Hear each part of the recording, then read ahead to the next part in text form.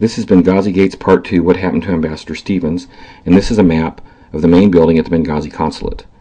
N is the common area, and the green area is the safe haven. You enter the safe haven through two decorative outer wooden doors at J.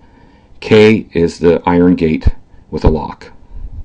If the two outer wooden doors had instead been steel reinforced doors with a horizontal locking bar, I believe that Ambassador Stevens and Sean Smith would still be alive. Ambassador Stevens' bedroom is G, and it is connected to bedroom B by a common hallway H. The primary egress route is through a window in bedroom B into an outer patio area which is protected by sandbags and up onto a roof with a ladder. A secondary escape route is through a window in the ambassador's bedroom at Q. However, it was exposed to the terrorist direct line of sight, so it would not have been a safe exit. This is a photograph of the main entrance. It was taken by one of the persons who retrieved Ambassador Stevens. Two terrorists are still present there, one with an automatic weapon of some type. The sandbags are still present. They were taken down so that Fahd Bakoush, the amateur videographer, could make the retrieval video of Ambassador Stevens. And on the following day, September 12th, the sandbags, as you can see, are on the ground.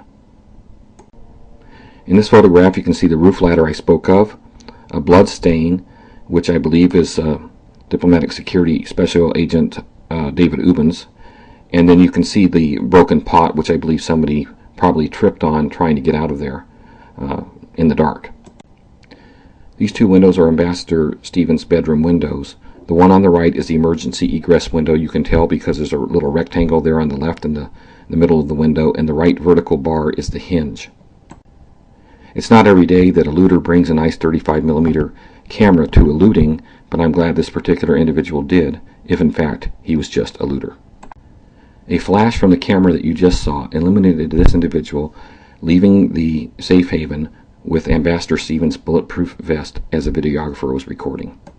In order to get out of this room alive, you have to do three things.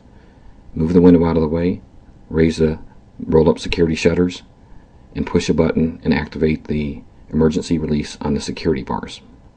The location of all of the blood spatters suggests that the security window did not release properly and that David Ubben had to push it open somehow to get out of the room alive. In this frame and several others, you can see the belt buckle reflecting the light. It's in the center of his abdomen. I based my identity of the ambassador's bulletproof vest on the presence of this necktie, which is still in the position that one would be wearing it, on the ground in the patio. In this photograph, the ambassador's t-shirt is down as he would normally be wearing it. It's similar to the way it was when they pulled him out through the window. Here there was a break in the video. The videographer moved to the other side of the ambassador, as you can see here now. Between the time that he stopped camcording, however, somebody tore the ambassador's t-shirt at the top, pushed it down, pulled the t-shirt up from the bottom, completed a pulse check, and with that piece of medical work done, they rolled the ambassador over on his side and took a photograph. After they knocked the lights out at Gate B1 in Benghazi Gates Part 1, what did they say? Take pictures, and that's exactly what you see here. I don't see a zipper panel. I looked for one. The rest of the captions speak for themselves.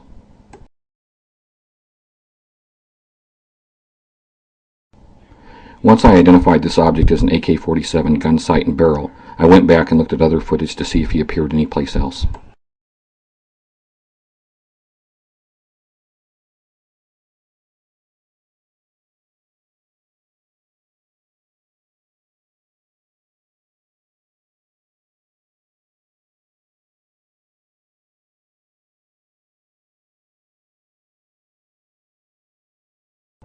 And here he is with 25 of his best friends as they prepare to transport Ambassador Stevens to the hospital.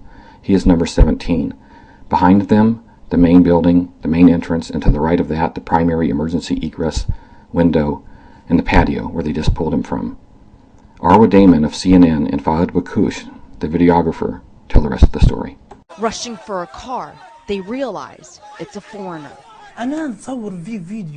I was filming the video and I thought it was an American, Fahd recalls, but I thought it was a driver or a security guy. I never thought it was the ambassador. 10 minutes later, rushed through the Benghazi streets in a civilian's car, the ambassador arrived at the hospital. But it was too late.